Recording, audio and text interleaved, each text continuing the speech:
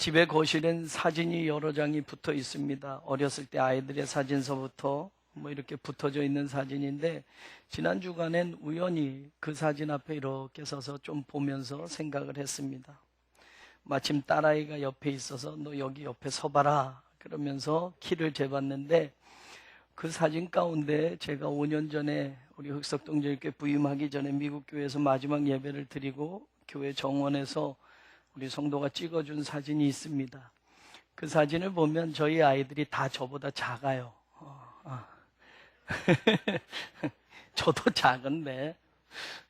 그런데 딸아이는 요 배 정도 키가 되더라고요. 그런데 옆에서 보니 이제 어느새 어깨 위에까지 왔어요. 둘째 아들은 그때 이 어깨 정도 닿는데 지금은 쟤보다 더 커요. 큰아들은 저와 조금 작았는데 지금 더 크고요. 키로 본다면 머리 하나 이상씩 다 컸습니다. 큰 거를 보고 5년이 지났는데 이렇게 많이 컸구나라는 걸 보면서, 부모는 그렇잖아요. 자기보다 키가 더 크고 자기보다 자식들이 더 커지면 기분 나쁜 게 아니라 기분이 좋잖아요. 예. 그런 마음을 지난 주간에 가졌었습니다.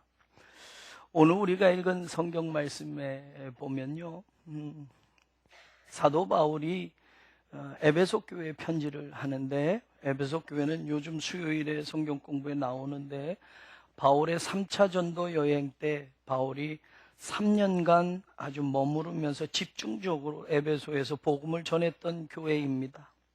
AD 약 53년 혹은 52년 말에서부터 57년까지 바울이 3차 전도 여행을 다니게 됐는데, 바로 그 기간에 3년이란 가장 오랜 시간을 두고 에베소에 머물면서 특별히 두란노 서원에서 제자들을 따로 가르치기도 하고 하면서 말씀으로 아주 굉장히 훈련을 했던 교회입니다. 그런데 그 교회를 지금 생각하면서 편지를 쓰는 거예요. 근데 이 편지는 또 어느 때에 썼냐면 AD 62년 바로 그 경에 썼습니다. AD 62년에서 63년경에 이 편지를 썼는데, 바울이 복음을 전하다 감옥에 갇혀서 감옥에서 이 편지를 쓴 거예요. 그러니까 기간으로 친다면 짧게 치면 한 3, 4년 전이 되고 길게 치면 한 8, 9년 이상이 되는 그 이전의 세월 속에 에베소 교회 성도들을 보면서 생각하는 겁니다. 그러면서 에베소서를 기록을 했는데, 바로 이 에베소서에서 많은 것들을 에베소 교인들에게 이야기하는데, 그 중에 오늘 우리가 읽은 본문 4장의 말씀에서는 바울이 무엇을 이야기하냐면, 에베소 교인들아 예수 그리스도에게까지 자라나라 라는 말을 합니다. 여러분, 육신의 자녀가 크는 것을 보면서도 기뻐했는데, 여러분, 하나님이 교회를 바라보시면서 교회가 영적인 수준이 올라가고 교회가 이전보다 더 건강해지고 교회가 점점 커지고, 외적인 것만이 아니고요, 교회가 성장해가며 가장 중요한 예수 그리스도를 닮아가는 데까지 자라나는 것을 본다면 하나님이 가장 기뻐하시는 모습이 아니냐라는 겁니다. 바울이 감옥에서 자기가 수년 전에 개척하며 복음을 전했던 그 에베소 교회를 생각하면서 여러 가지 말도 할 수 있겠지만, 오늘 우리가 읽은 15절 16절의 말씀은 그에게까지 자랄지라 라고 말을 합니다. 범사의 모든 삶의 자리에서 예수 그리스도에게까지 자라나는 교회가 되어라 라고 말합니다. 예수 그리스도가 바로 교회의 머리가 되시기 때문에 바로 그분에게서 온 몸이 각 마디를 통하여 도움을 받음으로 연결이 되고 결합이 되어서 각 지체 분량대로 역사하여 그 몸을 자라게 하며 사랑 안에서 스스로 세우느니라 라는 말을 합니다. 그러니까 바울이 에베소 교회에 바라고 있는, 간절히 염원하고 있는 것은 무엇이냐? 예수 그리스도의 분량까지 자라나는 것을 이야기하는 겁니다. 5년을 지나는 동안 저희 자녀들은 그렇게 컸는데 5년을 목회하는 동안 우리 교회는 자라났나요? 안 자랐네. 말씀드려요. 5년을 목회한 우리 흑석동 제일교회는 5년 전보다 영적인 수준이 올라갔나요? 퇴보했나요? 교회가 성장했나요? 퇴보했나요? 자신이 없어요. 말을 하면서도. 저는 믿어요. 여러분의 믿음의 수준이 많이 성장한 줄로 믿습니다. 우리 교회가 많이 건강해진 줄로 믿습니다. 오늘뿐만이 아니라 앞으로도 계속 하나님의 영광을 위해서 우리 교회가 그리스도에게까지 자라나는 그런 교회가 됐으면 좋겠습니다. 여러분, 교회의 가장 아름다운 모습이 무엇입니까? 예수님이 이 땅에 오셔서 수많은 교회를 바라보시면 가운데 흑석동 제일교회를 보면 깜짝 놀랄 만한, 왜요? 너무 예수님을 닮아서. 그렇잖아요. 길을 가다가도 자기와 너무 똑같은 사람 보면 깜짝 놀라잖아요, 여러분. 교회는 여러분 다른 거 아니에요. 예수님을 가장 많이 닮아야 될 줄로 믿습니다. 내적이든 외적이든 영적인 수준이든 어떤 모습에서든지 그리스도의 몸이기 때문에 교회는 그리스도를 가장 많이 닮아야 됩니다. 그래서 바울은 그리스도의 장성한 분량에게까지 자랄지니라 라고 말합니다. 교회가 건물을 크게 짓고 사람이 많이 모여서 이게 잘하는 게 아니라 교회를 바라보면 바라볼수록 예수 그리스도의 모습이 뚜렷하게 보여지는 그런 교회가 주님이 잘하시는 교회라고 인정하는, 주님의 모습대로 성장하는 교회고 건강한 교회라고 인정하시는 교회인 줄로 믿습니다. 저는 우리 교회가 그렇게 자라나기를 원합니다. 오늘 바울이 감옥에서도 에베소 교회를 바라보면서 에베소 교회를 생각하면서 에베소 교인들아 그리스도에게까지 자라나기를 원하노라 라고 말하는 것처럼 이 시대의 수많은 교회들이 하나님의 영광을 위하여 건강하게 자라나기를 원합니다.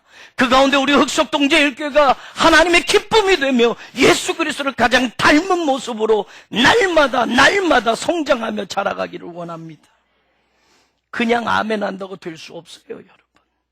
오늘 성경에 보니 그리스도에게까지 자라나는 교회의 영적인 수준과 모습이 오늘 바울이 이야기하는 가운데 나오고 있습니다. 그 첫 번째가 뭐냐? 3절에 보면 이렇게 말을 하고 있어요. 평안에 매는 줄로 성령의 하나 되게 하신 것을 힘써 지키라 라고 말합니다. 여러분, 그리스도에게까지 자라나는 교회가 되려면 성령이 하나 되게 하신 것을 지키는 교회가 되어야만 될 줄로 믿습니다. 교회는 처음부터 끝까지 하나가 되어야 합니다. 고린도 교회의 모습을 우리는 기억합니다. 고린도 교회는 많이 자랑할 것이 있었습니다. 은사도 많았고요. 사람들 수준도 굉장히 높았습니다. 그러나 문제가 있어요. 뭐냐? 바울파, 아볼로파, 게바파, 그리스도파로 교회가 분열이 되어져 있었습니다. 그럼 고린도 교회에 바울은 같은 마음, 같은 뜻으로 온전히 합해야 된다고 말하고 있지 않습니까? 우리 교회도 마찬가지입니다. 교회인 우리는 반드시 성령께서 하나 되게 하신 것을 지켜나가야만 합니다. 하나됨의 중요성을 강조하는 바울은 오늘 4장에 7개의 하나됨에 대한 중요한 기초를 이야기합니다. 그게 뭐냐? 몸이 하나여야 된다. 그리스도의 몸된 교회이기 때문에. 성령도 한 분이시다라는 겁니다. 은사가 여러 가지라고 해서 성령도 여러 가지가 아니라 한 분 성령님이라는 걸 기억하라는 말입니다. 교회 안의 모든 성도는 한 가지 소망에 분명한 소망을 가지고 있어야 된다. 주도 한 분이요, 믿음도 하나요, 세례도 하나요, 하나님도 한 분이다 라고 바울은 이야기합니다. 어느 시대의 교회가 세워지든, 어느 지역, 어느 나라의 교회가 세워지든 이 7가지는 언제나 똑같아야만 합니다. 그래야 그게 진짜 교회입니다. 한 몸, 교회의 머리가 되시는 그리스도가 한 분이시기 때문에 교회는 몸이 하나여야만 된다는 것이 얼마나 중요한지 모릅니다. 여러분, 가끔 기형아가 태어날 때 머리는 하나인데 몸이 둘인 아이들이 태어날 때가 있어요. 여러분, 그거는 정상이 아닙니다. 교회가 그리스도의 몸이라고 하면서, 예수 그리스도가 교회의 머리라고 하면서 교회 안으로 들여다가 보면 바울파, 아볼로파, 게바파, 그리스도파 여러 개로 분열된 몸이 있다고 한다면 그건 진정한 교회의 모습이 아닙니다. 한 몸이 되어야만 합니다. 성령께서는 교회를 하나로 만드셨기 때문에 우리는 어떤 환경, 어떤 처지, 어떤 사건 속에서도 한 몸을 이루는 교회가 되어야 하고 하나됨을 힘써 지키는 교회가 되어야 할 줄로 믿습니다. 목사파, 장로파, 이파, 저파, 고향 나눠지면서 교회가 분열되고 다툼이 있고 나눠진다고 한다면 그건 진정한 교회의 모습이 아니라는 겁니다. 머리가 그리스도이시기 때문에 몸도 하나가 되어야 하고 하나된 교회를 성령께서 이루셨기 때문에 어떠하든지 교회는 그 하나됨을 지켜나가야 하는 것이 오늘 성경에 이야기하는 그리스도의 분량까지 자라가는 진정한 교회의 모습이다라는 사실을 저와 여러분이 기억하기를 원합니다. 성령이 하나 되게 하셨음을 지켜내라 라는 말은 여러분 에베소 교인들에겐 참 의미 있는 말입니다. 왜 그렇습니까? 에베소 교회는 성령에 대해서 알지도 못했던 교회입니다. 성령이 계신지도 몰랐던 교회예요. 그런 교회가 성령이 하나 되게 하신 것을 힘써 지켜라 라고 말하는 바울의 이 말씀은 굉장히 의미가 있다라는 말이에요. 성령도 있는지도 몰랐던 교회가 바로 바울의 복음 전파와 함께 바울과 함께 힘써 기도할 때 방언도 받고 예언도 하면서 성령 받은 사람이 12명이 생기게 됩니다. 숫자로 치면 별 많은 수가 아니에요. 그러나 그 12명의 성령 충만함을 받은 사람들이 그 어마하게 큰 에베소를 변화시키는 놀라운 역사를 일으켰다라는 거예요. 요즘 바울의 3차 전도 여행에 대해서 우리가 수요일에 공부하는데 여러분 에베소에는 길이 120m, 넓이 57m, 높이 27m나 되는 어마어마하게 큰 아데미 신전이 있었어요. 세계 7대 불가사의 건물 중에 하나로 취급받는 건물입니다. 그 아데미 신전에 있는 아데미 여신상을 만들어서 조각해서 팔아먹는 우상을 만드는 사람들이 여러분 그 일만 하고도 먹고 살기에 충분한 도시가 바로 그 도시였습니다. 에베소 사람들만이 아니라 소아시아 지역에 있는 사람들이 그 아데미 신전을 찾아와서 그 아데미 신전에 경배드리고 그 신상을 엎드려 절하며 그리고 그들은 모두가 우상을 사가며 그 우상을 팔고 만드는 사람들이 에베소 지역에 성행하면서 먹고 살기에 충분했단 말입니다. 뿐만 아니에요, 여러분. 마술이 성행했던 도시였습니다. 그래서 마술사들이 얼마나 많았는지 몰라요. 그런데 그 도시가 성령 충만함 받은 12명이 복음을 전하고 바울이 복음을 전하면서 예수 그리스도 앞으로 돌아오는 사람들이 늘어나는 겁니다. 영적으로 달라지는 겁니다. 성령의 역사가 보여지는 거였습니다. 마술책이 다 불살라지고 마술로 먹고 사는 마술사들이 예수님 앞에 돌아오면서 마술책을 앞에다 놓고 불살른 것이 은 5만이나 되더라 라고 성경은 이야기하지 않습니까? 5만 드라크마나 5만 데나리온으로 친다면 여러분 5만이를 일해야 벌 수 있는 돈, 하루에 10만 원씩 벌어서 한 달에 300만 원 월급을 받는다고 치면 그 마술책 값은 50억이 넘는 어마어마한 돈이에요. 마술책을 불살라버린다는 건 내가 더 이상 마술로 먹고 살지 않겠다라는 거예요.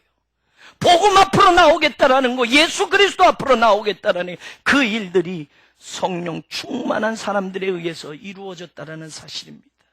성령에 대해서 한 번도 들어보지 못했던 에베소 교회가 바울의 사역을 통해서 바로 이런 놀라운 역사를 체험하면서 바로 성령이 우리를 하나 되게 만드셨다라는 이 분명한 믿음을 가지고 너희들이 어떤 환경에 있든 어떤 처지에 있든 성령이 하나 되게 하신 것을 교회는 힘써 지켜가야 한다라고 하는 이 말.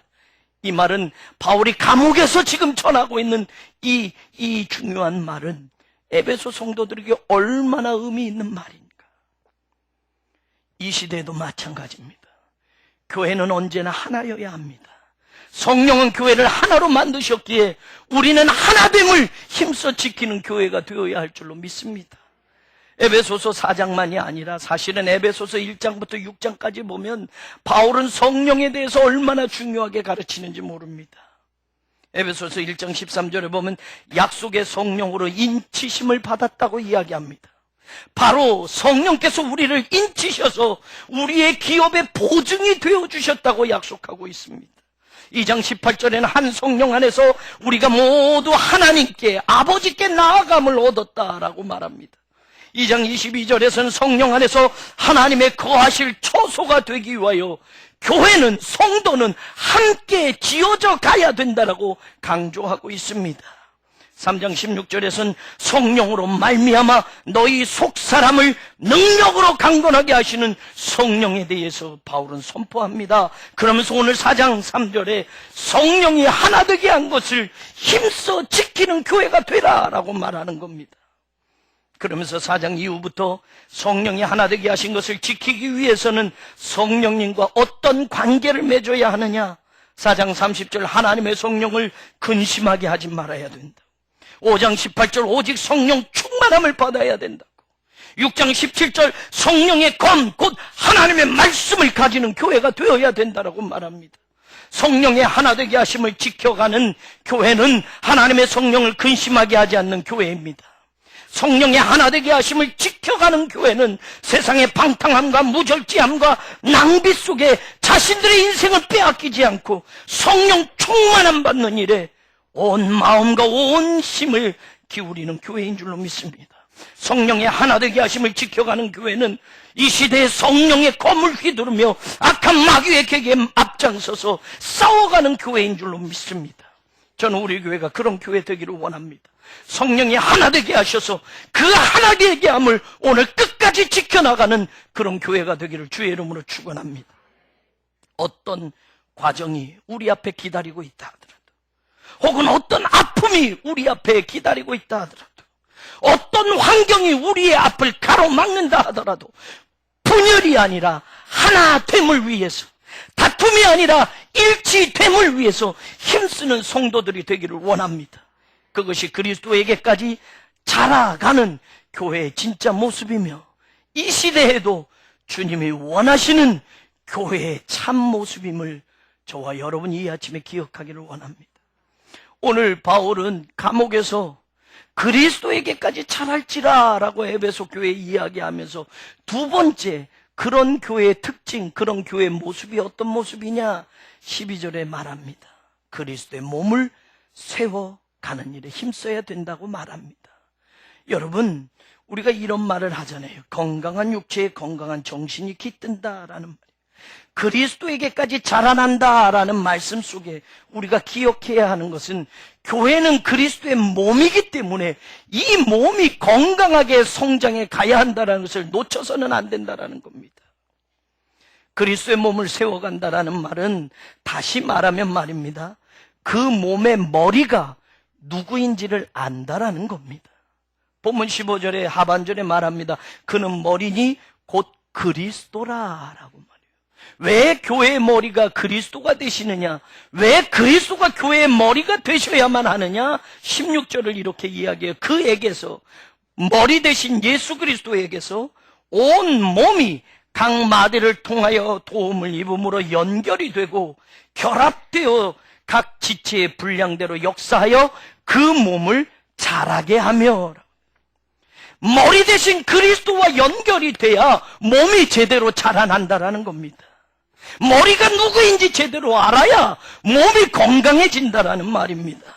교회의 머리는 예수 그리스도이심을 분명히 믿으시기를 원합니다. 그리스도의 몸을 세워가기 위해서 우리는 하나님께 성도로 부르심을 받았습니다. 저는 우리 교회가 그리스도의 몸을 세워가는 건강한 교회가 되기를 원합니다. 하나님이 우리의 몸을 건강케 하셔서 머리 대신 그리스도와 연합하여 결합되게 하셔서 각 지체들이 건강하고 우리 각 사람이 영적으로 건강하여 하나님이 기뻐하실 일들을 감당하는 그런 교회가 되기를 원합니다. 그런데 왜 그리스도의 몸된 교회를 세워가라고 하나님으로부터 우리가 부르심을 받았는데 왜 교회가 분열되어집니까? 왜 교회가 찢어지고 싸우게 됩니까? 왜 교회가 다투게 됩니까? 그것은 사람이 교회의 머리가 되려고 그러기 때문입니다. 사람이 교회의 주인 행세를 하려고 하기 때문에 그렇습니다. 종교개혁이 있기 전까지 교회는 말입니다. 교황이 교회의 머리 행세를 했습니다. 그래서 천주교는 개신교가 나오기 전에 천주교는, 기독교는 교황은 무효하다라고 이야기했어요. 교황은 오류를 범할 수 없다라는 거예요. 그래서 교황이 교시를 내리면, 교황이 칙령을 내리면 그 말은 절대 무효한 것이 됩니다. 그래서 성경의 권위와 똑같이 인정을 해줬어요.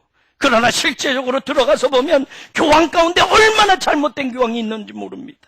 사람을 죽이고 그 교황의 자리에 앉은 교황도 있습니다. 돈으로 그 교황의 자리를 산 사람도 있습니다. 그런데 어찌 교황이 무효합니까? 그런데 어찌 교황이 교시를 내리면, 그런데 어찌 교황이 칙령을 내리면 그것이 성경과 똑같이 믿어야 할 절대 무효한 말이 됩니까? 말이 안 됩니다. 성경에도 없는 교리를 교황이 칙령으로, 교황이 교시를 내려서 그것이 교리가 되고 성경처럼 믿어지고 있는 것이 실제 캐톨릭의 모습이에요. 그게 종교개혁 전의 천주교, 우리 기독교의 모습이었다라는 겁니다. 이런 비신앙적인 교리와 전통에 대해서 16세기 여러분 종교개혁자들이 일어납니다. 교황의 절대 권력 앞에 황제도 무릎 꿇는 그 잘못된 신앙의 자리, 잘못된 타락한 교회 앞에 솔라 스크립투라, 오직 성경으로만, 솔라 피데, 오직 믿음으로만, 솔라 그라티아, 오직 은혜로만 우리가 하나님의 사람으로 믿음으로 살 수 있다라고 외치던 종교개혁자들. 그래서 교회가 새로워집니다. 타락한 교회가 건강한 교회로 다시 바꿔지게 됩니다. 그러나 500년이 지나면서 그렇게 외쳤던 교회도 이제는 타락한 교회가 되어갑니다.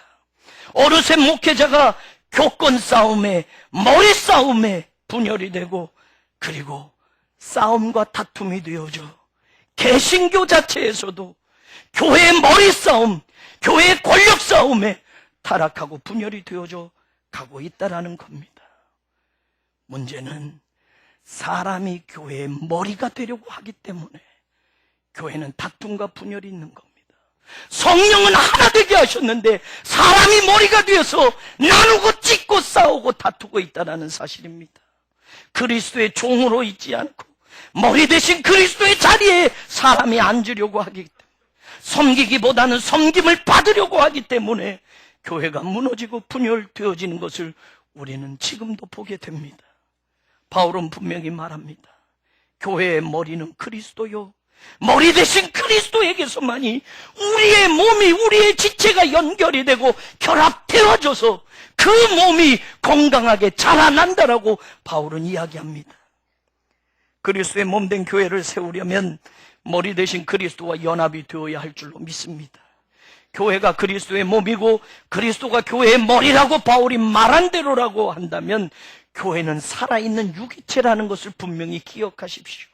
교회에는 생명력이 있다라는 겁니다. 모든 살아있는 것은 자라나게 되어 있습니다. 모든 살아있는 것들은 성장하게 되어 있습니다. 그러나 만약 자라지 않는다면, 만약 성장하지 않고 있다고 한다면 그것은 병들었거나 죽어가는 것이라는 걸 알아야 합니다. 교회도 마찬가지입니다. 교회가 그리스도의 몸으로 살아있는 유기체라고 한다면 교회는 자라나야 합니다. 성장해야 합니다. 교회는 건강해져야 합니다. 사도 바울이 말한 대로 그리스도의 장성한 분량이 충만한 데까지 이르도록 교회는 자라가야 될 줄로 믿습니다. 오늘 우리는 하나님 앞에 성도로 부르심을 입었습니다. 그 부르심에 합당하게 우리는 그리스도의 몸을 세워가는데 앞장서야 될 줄로 믿습니다. 몸된 우리는 각자 지체의 사명을 감당해야 합니다. 그래서 내게 주신 직분을 소중하게 여기고 내게 주신 은사를 가지고 하나님의 몸된 교회를 충성되게 섬겨 나갈 때 성령이 하나 되게 하신 것을 지켜나가는 그런 복된 교회가 되고 하나님의 영광을 위하여 그리스도의 몸을 세워가는, 그래서 그리스도의 장성한 분량까지 자라나는 그런 교회가 될 줄로 믿습니다. 사랑하는 여러분, 저는 우리 교회가 하나님이 주신 소명과 사명 앞에 건강하게 오늘도 쓰임받을 수 있기를 간절히 원합니다. 여러분에게 주신 그 은사와 달란트를 활용해서 정말로 우리의 몸이 건강한 교회로, 하나님이 보시기에 칭찬할 만한 교회로 이 시대에 그렇게 쓰임받기를 주의 이름으로 축원합니다. 마지막으로 사도 바울이 감옥에서 에베소 교회를 생각하면서 그리스도에게까지 자라나는 교회가 되라라고 말하며 강조하고 있는 그 모습은 무엇이냐? 어떤 교회의 모습일 때, 어떤 교회의 특징일 때 우리가 그리스도에게까지 자라날 수 있는가? 세 번째 14절에 그는 이렇게 말합니다. 이는 우리가 이제부터 어린 아이가 되지 아니하여 라고 말합니다. 여러분, 어린 아이가 돼서는 안 된다고 말해요. 이제부터는 너희들이 영적으로 어린아이 수준에 그냥 머물러 있지 말아라. 그리스도에게까지 자라나려고 하면 영적 어린아이 수준을 넘어가야 된다라고 말하고 있는 거예요. 영적 어린아이의 특징을 바울은 이야기합니다. 그것은 여러분 오늘 성경 14절 하반절에 말하고 있어요. 이는 우리가 이제부터 어린아이가 되지 아니하여 사람의 속임수와 간사한 유혹에 빠져 온갖 교훈의 풍조에 밀려서 요동하지 않게 하려 함이라 라고 말합니다. 영적인 어린아이의 수준의 신앙은 요동친다라는 거예요. 헬라어 다른 역본에서는 이 단어의 의미가 조타장치가 없는 배처럼 바람이 부는 대로 이리저리 흔들리는 것을 의미하는 단어입니다. 그래서 영어 성경 NIV에는 tossed back and forth라고 이야기합니다. 앞으로 뒤로 그저 왔다 갔다 정신없이 왔다 갔다 하는 모습을 일컫는 말이에요. 그리스도에게까지 자라는 교회가 되려면 영적 어린아이로 남아있어서는 안 됩니다.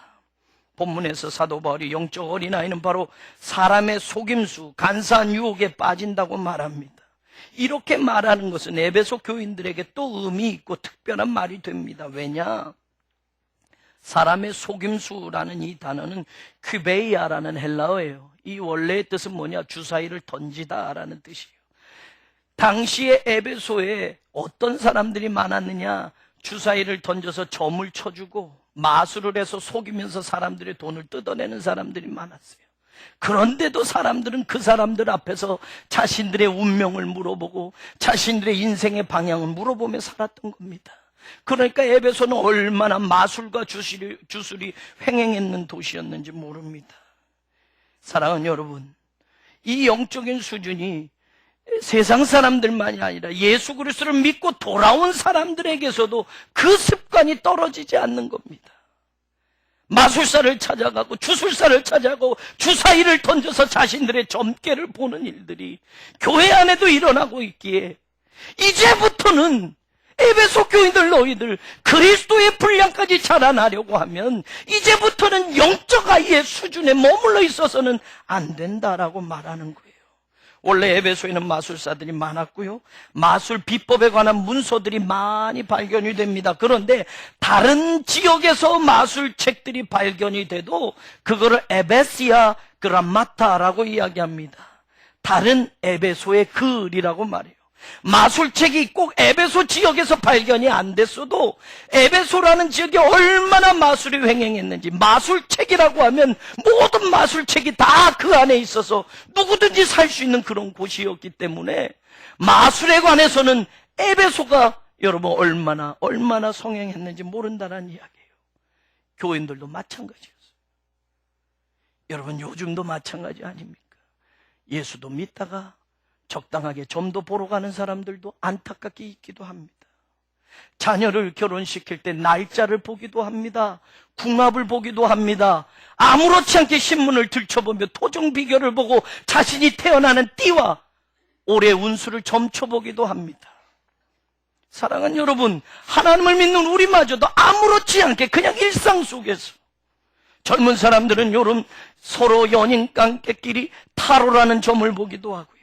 컴퓨터를 통해서 자신들의 점을 보기도 하고요. 토종 비결을 보기도 합니다.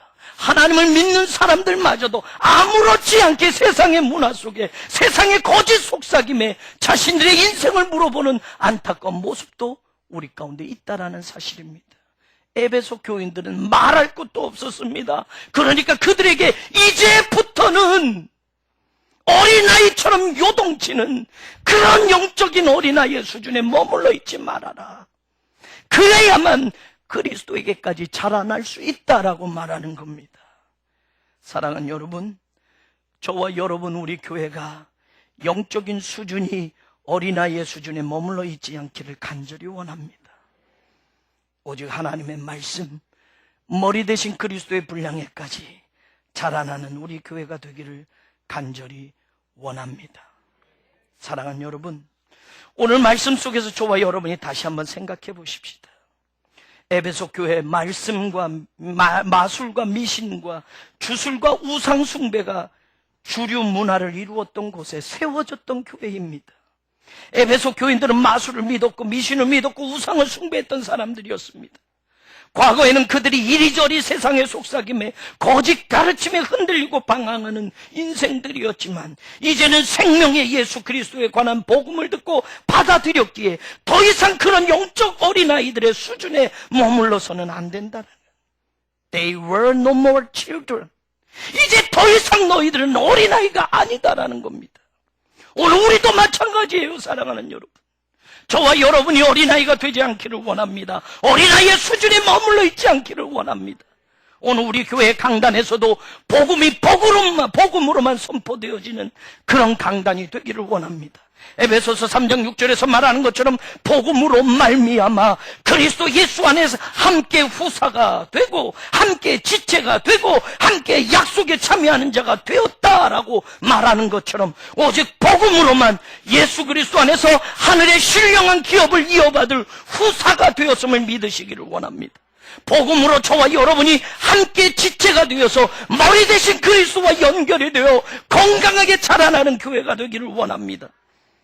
믿음의 백성들에게 주시는 영원한 생명의 약속에 우리 모두가 참여하는 자가 되어서 이 복음을 가지고 어떤 시대를 살아가든 승리할 수 있는 그런 믿음의 교회, 성장하는 교회, 그리스도를 닮은 교회가 되기를 주의 이름으로 축원합니다. 사랑하는 여러분, 우리도 복음으로 그리스도 예수 안에서 한 지체가 되어서 하나님의 능력을 힘입고 바울처럼 복음의 일꾼으로 이 시대에 쓰임받기를 원합니다. 더 이상 세상 것에 휩쓸리고 사탄의 거짓 속삭임과 세상의 유혹에 흔들리는 어린아이가 되지 마십시오. 하나님의 부르심이 오늘 우리에게 있습니다. 그리스도에게까지 자라나라 라는 말씀이 오늘 우리에게 주시는 말씀입니다. 저는 오늘도 내일도 그리스도에게까지 자라가는 건강한 교회가 바로 우리 흑석동 제일교회고 그런 성도가 여러분이 되기를 주의 이름으로 축원합니다. 고마우신 하나님,